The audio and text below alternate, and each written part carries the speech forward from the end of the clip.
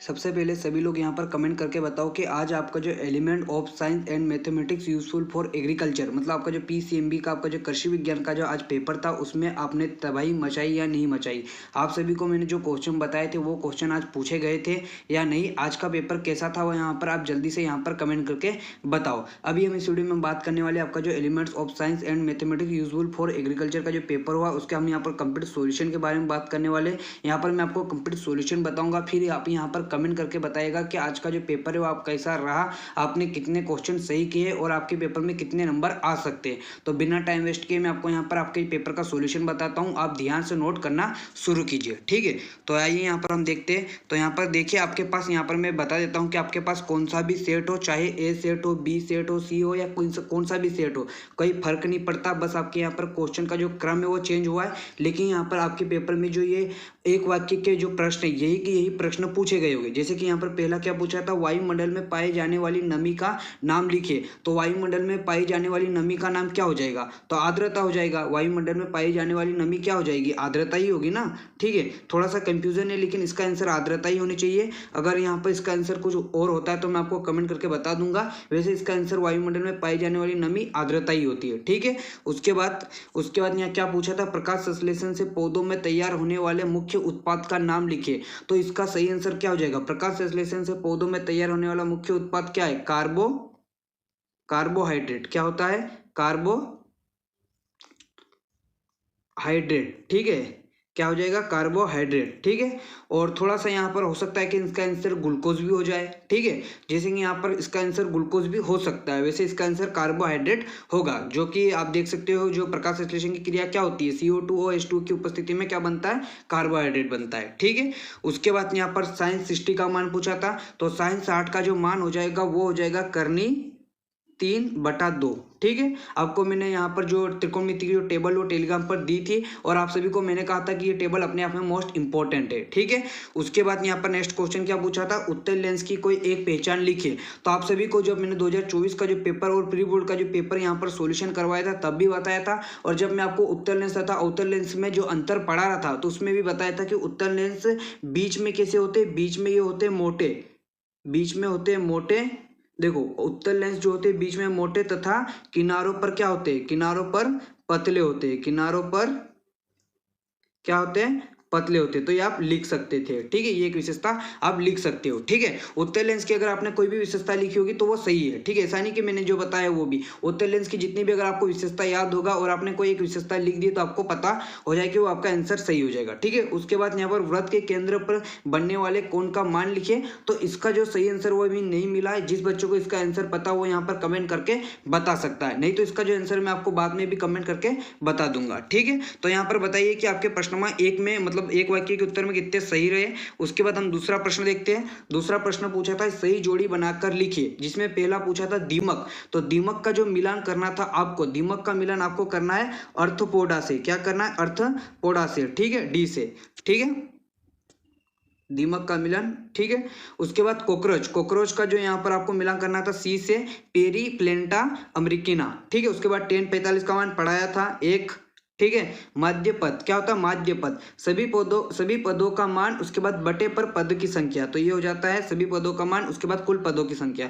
उसके बाद पायालेख का तो पाई चार्ट। तो सही जोड़ी बहुत सरल थी। आप यहाँ पर बताइए कि आपने सही जोड़ी में कितने सही किए, ठीक है। उसके बाद हम देखते हैं तीसरा प्रश्न यह आपको मैंने जब आपका 2024 और प्री बोर्ड का जो पेपर सॉल्यूशन करवाया था उसमें आपको मैंने बताया था, ये आपके सही विकल्प असत्य सत्य में पूछा था कि अस्थायी चुंबक नर्म लोहे के बने होते हैं। तो आपने अगर वो सही से देखा होगा तो ये वाला ऑब्जेक्टिव भी सही किया होगा आपने। क्या पूछा, अस्थायी चुंबक बने होते तो नर्म लोहे के बने होते, ठीक है। उसके बाद उष्मामापी बने होते, तो उष्मामापी या यूं कहे कि जो कैलोरी मापी वो कॉपर के बने होते हैं, ठीक है। उसके बाद जल की विशिष्ट उष्मा का मान होता है। जब मैं आपको कल आपका प्रीवियस ईयर का जो पेपर का सॉल्यूशन करवा रहा था तब बताया था कि जल की जो विशिष्ट ऊष्मा होती है वो सबसे अधिक होती है, और जल की विशिष्ट ऊष्मा होती है कितनी होती है, 1। ये पॉइंट बना के देखा था, लेकिन आप देख सकते 0.1 दिखा, तो 1 कैलोरी, ठीक है। अब यहाँ पर नोट कीजिए। उसके बाद यहाँ पर हम देखते हैं, उसके बाद क्या पूछा था, हाइड्रोकार्बन यौगिक खालिस्तान तत्वों से बने थे, तो वो कॉपर और हाइड्रोजन, ठीक है। तो हाइड्रोकार्बन यौगिक पता होगा। उसके बाद सोडियम लोरेल सल्फेट साबुन का प्रकार है, तो ये साबुन रहित साबुन मतलब अपमार्जक, ठीक है। और ये आपका प्रीवियस का पेपर फिर से रिपीट हुआ है। वसा, तो यहाँ पर आपके जो प्रीवियस ईयर के जो अगर आपने वीडियो देखी होगी तो आपको यहाँ पर ऑब्जेक्टिव में बहुत फायदा मिला है। लिपिड, वसा क्या है? लिपिड, ठीक है, नोट कर लो। उसके बाद यहाँ पर हम देखते हैं प्रश्न नंबर 4 क्या पूछा है? टीबी तपेदिक क्षयरोग बीमारी का रोग कारक क्या हो जाएगा? तो यहाँ पर मैं आपको लिख कर बता रहा हूँ, फिर से मैं आपको यहाँ पर मिटा दूंगा, आप इसे नोट कर लीजिएगा क्योंकि यहाँ पर अपने पास ज्यादा नहीं है, ठीक है। तो यहाँ पर इसका आंसर था माइक्रो, क्या हो जाएगा? माइको बैक्टीरियम, क्या हो जाएगा?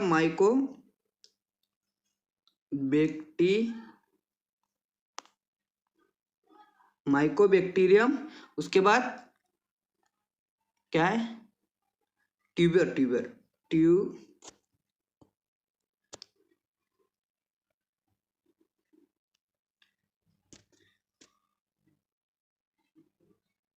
2 मिनट लिख लेता हूं मैं, ट्यूबर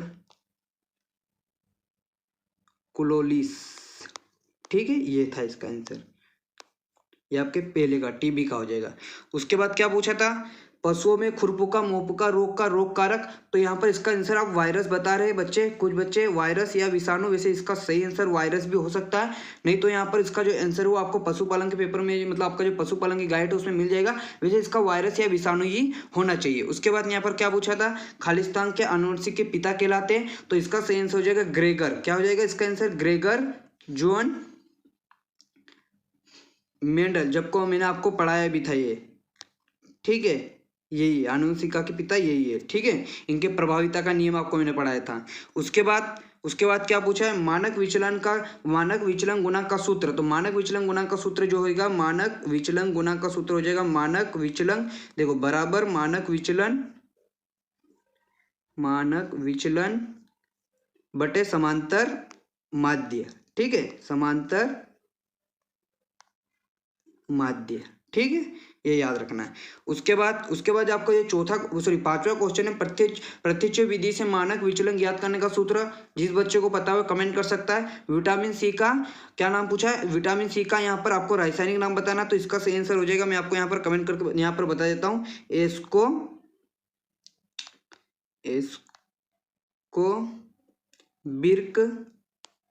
एस्कोबिर्क अम्ल, ठीक है, एस्कोबिर्क अम्ल, ठीक है। तो यहाँ पर बताइए आपने रिक्तिस्थान में कितने सही किए, ठीक है। उसके बाद हम आगे बढ़ते हैं। उसके बाद यहाँ पर प्रश्न नंबर 5 क्या था? सत्य असत्य छाट कर लिखे। तो यहाँ पर पहला क्या पूछा था? यहाँ पर क्या बोला था? पहला CONH2 यूरिया का रासायनिक सूत्र नहीं है, तो ये है, तो ये असत्य हो जाएगा, ठीक है। अगर बोलता है तो सत्य होता है, लेकिन इसने नहीं बोला तो ये असत्य हो जाएगा। एथिल एल्कोहल का यूपीएससी नाम एथेनॉल है, सत्य है, ठीक है। आलू क्रूसीफुल का उदाहरण है, असत्य, ये सोलेनेसी कुल का पौधा है, ठीक है। गन्ने से एल्कोहल तैयार किया जाता है, आपको बताना है। फिर मालवेसी कुल में पुंकेसर नाल पाई जाती है, ये भी सत्य है। और वर्ग सीमा 50-60 की उच्च सीमा 55 है, तो ये असत्य है, वर्ग इसकी हो जाएगी 60 आना था, उच्च सीमा मतलब जो बड़ा मान होता है, ठीक है। तो आप बताइए सत्य सत्य। तो यहाँ पर मैंने आपको प्रश्न 1 से लेकर 5 तक के सभी क्वेश्चन का सोल्यूशन, लगभग 2-3 क्वेश्चन ऐसे हो गए जिनका मैंने आपको सोल्यूशन नहीं बताया, उन क्वेश्चन का भी जल्दी मैं आपको सोल्यूशन बता दूंगा। आपको यहाँ पर मैंने 1 से लेकर 5 तक के कंप्लीट चैप्टर, मतलब यहाँ पर लगभग 2-3 क्वेश्चन को छोड़कर बाकी सभी क्वेश्चन का सोल्यूशन बता दिया है। अब यहाँ पर बताइए कि आपके ऑब्जेक्टिव में कितने नंबर आ रहे हैं। उसके बाद यहाँ पर आपको बताइए कि मैंने आपको दूरदृष्टि दोष और निकट दृष्टि दोष के निवारण के एक उपाय बताया है। दूरदृष्टि दोष और निकट दृष्टि दोष के निवारण के एक उपाय बताए। प्रकाश के कोई 2 गुण बताए थे आपको, मैंने कहा था कि प्रकाश के कोई 2 गुण इंपॉर्टेंट है। उसके बाद यहाँ पर किन्हीं 2 चुंबकीय पदार्थों के नाम और बताया था, ठीक है। उसके बाद यहाँ पर ग्लूकोज का जो मूलापनोत्ती सूत्र, जब प्रकाश संश्लेषण की उत्पत्ति होती है तभी हो जाता है। आईयूपीएसी का पूरा नाम बताया गया है, एल्कोन का सामान्य सूत्र भी बताया। तो यहाँ पर लगभग आप सभी को यहाँ पर मेरे को बच्चे ने पूरा पेपर सेंड नहीं किया है, वैसे मैंने आपको यहाँ पर प्रश्न 1 से लेकर 5 तक के क्वेश्चन का कंप्लीट सॉल्यूशन बता दिया। जैसे पूरा पेपर आता है उसका भी कंप्लीट सॉल्यूशन मैं आपको बता दूंगा, और यहाँ पर जो 2-3 क्वेश्चन बचे उनका भी मैं आपको सॉल्यूशन बता दूंगा। आप इतना अभी यहाँ पर जितना सॉल्यूशन बताया उसके हिसाब से यहाँ पर बताइए कि आज के पेपर में आपने कितने सही किए, आपके कितने नंबर आ सकते हैं, फटाफट यहाँ पर कमेंट करके हमें जल्दी से बता दीजिएगा। तो अभी के लिए इतना ही, वीडियो को लाइक कीजिएगा, चैनल को सब्सक्राइब कीजिएगा, बेल आइकन को ऑल पर प्रेस कीजिएगा। मिलते वीडियो में, जय हिंद।